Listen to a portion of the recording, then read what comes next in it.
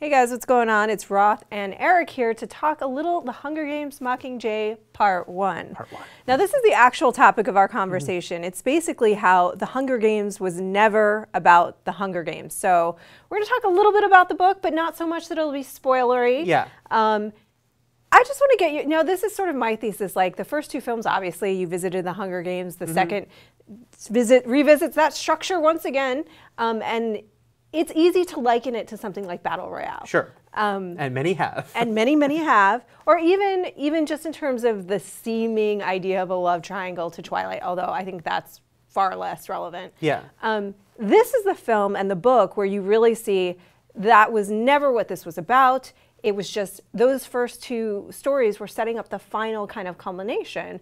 Want to get your take as a fan. No, I mean, I totally agree. When the first Hunger Games movie came out, I actually wrote a feature that was like why the Hunger Games is not a Battle Royale ripoff. Yeah. That went into more of like the history, the fact that this is a classic sort of story idea. Yeah. But yeah, the other thing is that having read the books, I knew that it was, of course, that's the hook. Like kids have to fight to the death is the hook going in. But that it really was much different as far as the world they were building. Yes, they're both a scary future, but this was creating a very different society, what the rules of society were.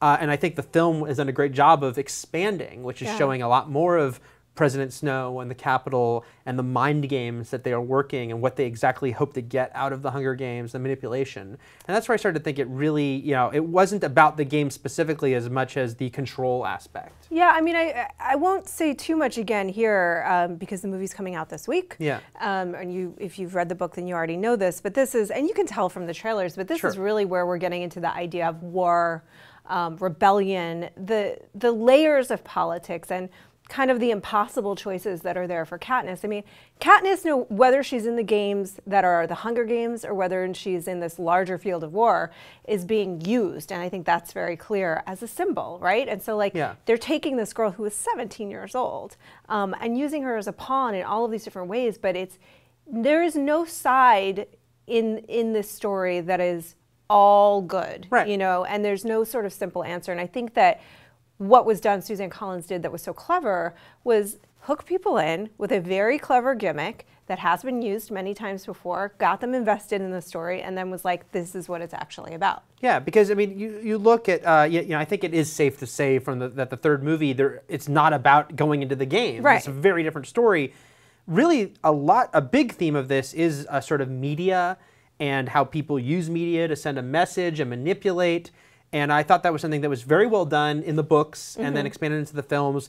The idea of even, you mentioned the whole, people like to connect it, make a comparison to Twilight, which is ridiculous, but how there is a very sort of meta thing there about the fact that, Katniss and Peeta are, manipulating the audience and playing up the, like, let's use a love story to get people on our side. Yeah, and it's funny because I think you didn't see that as much in the first film as I agree. Wished that we would have, but it does. They get into it a little more in the second, and then it's very clear in the third that that's what was happening. Right. And then, like the third one, again, we are seeing the idea of propaganda and how that can work for both sides, and the idea of selling a war. Yeah. And, it's in the trailer, with Haymitch saying basically that they're going to try to use Peeta the way we're using you. Yeah. And that it's all about symbols and putting people out there and saying, like, don't you root for this person? And that's what the Hunger Games were too. It was like this sick version of that, of like, hey, you should root for the person from your district in this horrible thing. We're making kids fight to the death.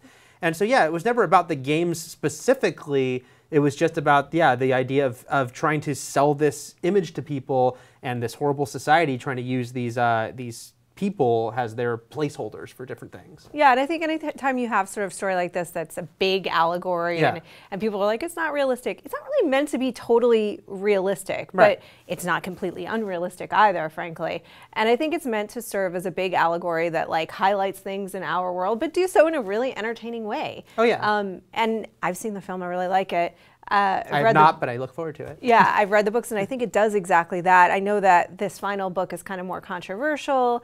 Many fans like the first two more than it. I think Mockingjay is really where she drives her point home, and I especially like the first half of that novel. Yeah, no, I think I'm actually rereading it right now, and there's actually a lot of interesting things before I see the movie, haven't seen the movie, I'm looking forward to seeing, because again, it really gets, I think, very clever with the way that it kind of reflects the idea of, this, I'm repeating myself, but still like selling an image.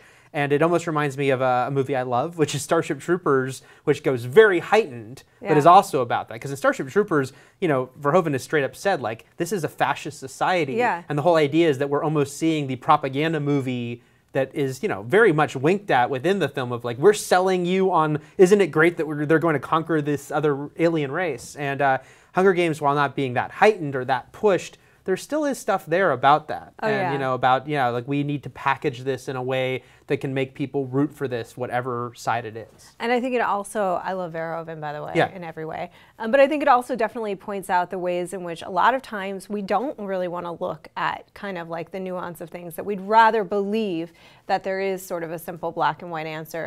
And what it finally in the end says is like, no way, there's not. And as much as you think as two sides are completely polar opposites, they have more in common than you'd like to believe. Yeah, especially the people, that at the top, that there's certain people in power that are not, they might have different philosophies, but there's going to be a certain sort of frame of mind that they're coming from, or a certain way they go about things that's not 100% dissimilar. Yeah.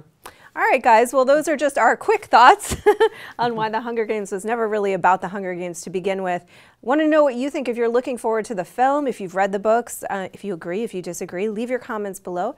And for all things Hunger Games and Mockingjay, keep it locked right here to IGN.